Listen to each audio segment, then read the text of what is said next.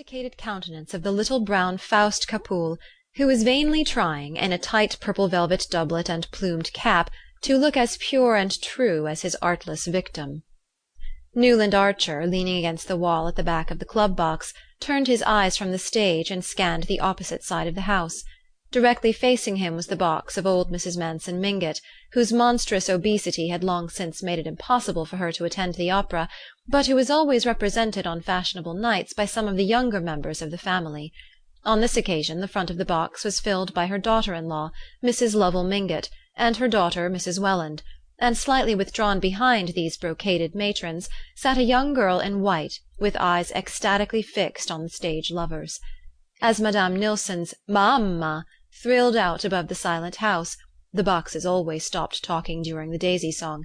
A warm pink mounted to the girl's cheek, mantled her brow to the roots of her fair braids, and suffused the young slope of her breast to the line where it met a modest tulle tucker fastened with a single gardenia. She dropped her eyes to the immense bouquet of lilies of the valley on her knee, and Newland Archer saw her white-gloved finger-tips touch the flowers softly. He drew a breath of satisfied vanity, and his eyes returned to the stage. No expense had been spared on the setting, which was acknowledged to be very beautiful even by people who shared his acquaintance with the opera-houses of Paris and Vienna. The foreground, to the footlights, was covered with emerald green cloth. In the middle distance, symmetrical mounds of woolly green moss, bounded by croquet hoops, formed the base of shrubs shaped like orange trees, but studded with large pink and red roses.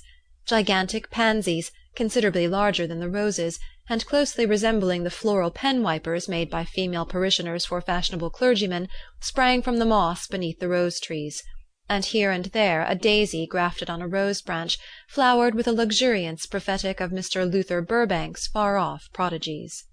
In the centre of this enchanted garden Madame Nilsson, in white cashmere slashed with pale blue satin, a reticule dangling from a blue girdle, and large yellow braids carefully disposed on each side of her muslin chemisette, listened with downcast eyes to Monsieur Capoul's impassioned wooing, and affected a guileless incomprehension of his designs whenever, by word or glance, he persuasively indicated the ground-floor window of the neat brick villa projecting obliquely from the right wing. "The darling!" thought Newland Archer, his glance slitting back to the young girl with the lilies of the valley. "She doesn't even guess what it's all about."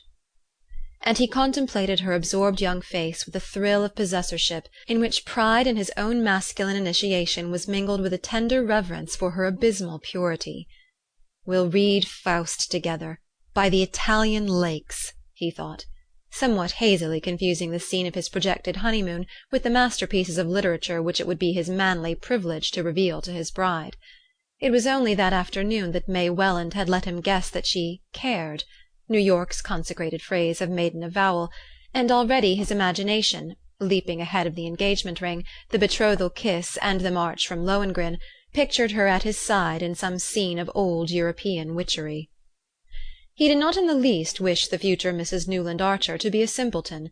He meant her, thanks to his enlightening companionship, to develop a social tact and readiness of wit, enabling her to hold her own with the most popular married women of the younger set, in which it was the recognized custom to attract masculine homage while playfully discouraging it.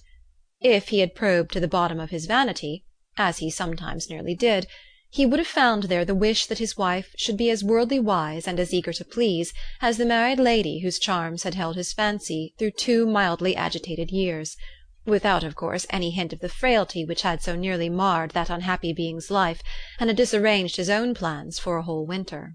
How this miracle of fire and ice was to be created, and to sustain itself in a harsh world, he had never taken the time to think out, but he was content to hold his view without analyzing it, since he knew it was that of all the carefully brushed, white-waistcoated, buttonhole-flowered gentlemen who succeeded each other in the club-box, exchanging friendly greetings with him, and turned their opera-glasses critically on the circle of ladies who were the product of the system.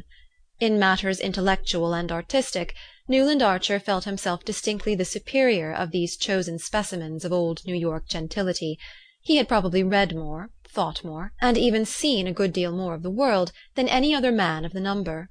Singly they betrayed their inferiority, but grouped together they represented New York, and the habit of masculine solidarity made him accept their doctrine.